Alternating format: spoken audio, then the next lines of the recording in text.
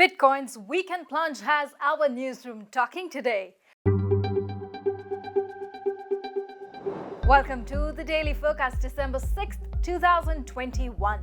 I'm Megha Chaddah of Forkast News, covering all things blockchain. Bitcoin dropped around 20% Friday, falling below the psychological $50,000 mark for the first time since early October. We'll take a look at what's happening across the markets and a whole lot more coming up. Let's get you up to speed from Asia to the world. Let's kick off with some of the top stories out of Asia today.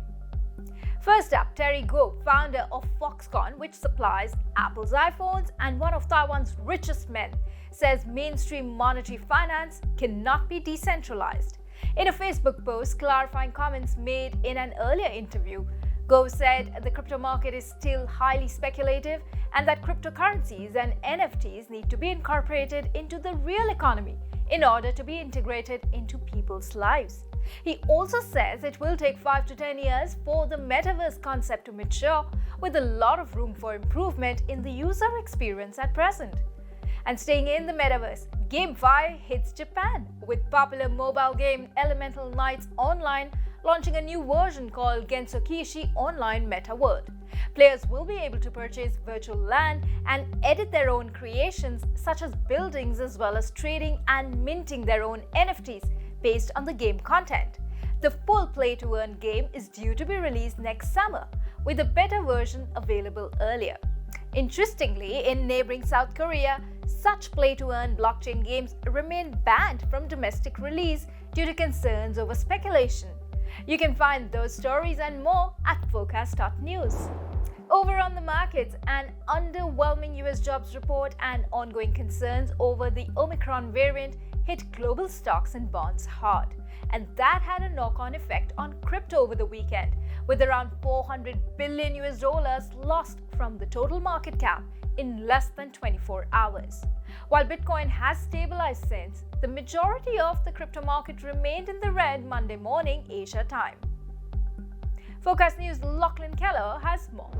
Bitcoin lost more than $1 billion of its market cap over the weekend and was trading at a little over $48,500 Monday afternoon Asia time.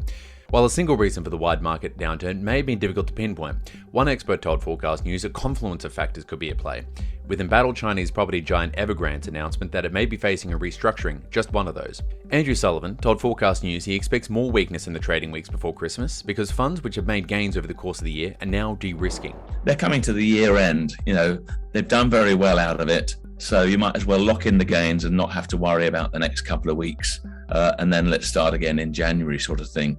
It did kind of have a feeling of that sort of orientation. Sullivan went on to say that while few Asian stock markets did well on Monday morning, Taiwan could outshine others if COVID cases rise as its economy is dominated by tech manufacturing and shipping. While for crypto markets, he expects Bitcoin's role as a safe haven to increase. I do think this year we've seen, gold underperforming because a lot more people have been happier to trade Bitcoin than they have gold as the hedge there. Sullivan says Bitcoin will become part of a balanced portfolio, particularly with the cost of storing physical gold on the rise. For Forecast News, I'm Lachlan Keller. Meanwhile, the Monetary Authority of Singapore has reportedly suspended the crypto exchange Bitget. Back in October, we reported on Bitget's controversial listing of Army Coin, named after BTS fans or Army. The band's management company was none too happy, and according to the Financial Times, the argument that arose has now resulted in Bitget's suspension. Forecast News' Timmy Shen reports. BTS management company Hype said the Army coin had no connection with the band and threatened Bitget with legal action when it was advertised on the platform as a way of offering lifetime financial support to members of the band. Bitget services were available in Singapore until late November, but users there have now been blocked from accessing its app and website. And while no official announcement has yet been made, the exchange has now removed the Monetary Authority of Singapore's logo from its website, but still says it has licenses in Australia, the US, and Canada. Forecast News contacted both Bitget and the MAS for comment, but had received no reply at the time of recording.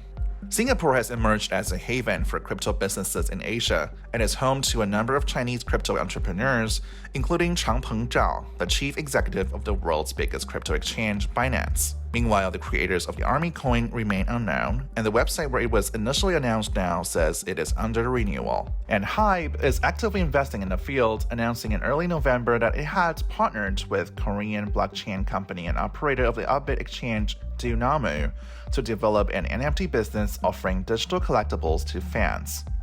For Forecast News, I'm Timmy Shan. And that's the Daily Forecast from our vantage point right here in Asia. Hit like, hit subscribe, appreciate it always. Help us reach our goal to reach more of you. For more, visit forecast.news. I'm Megha Chaddah. Until next time.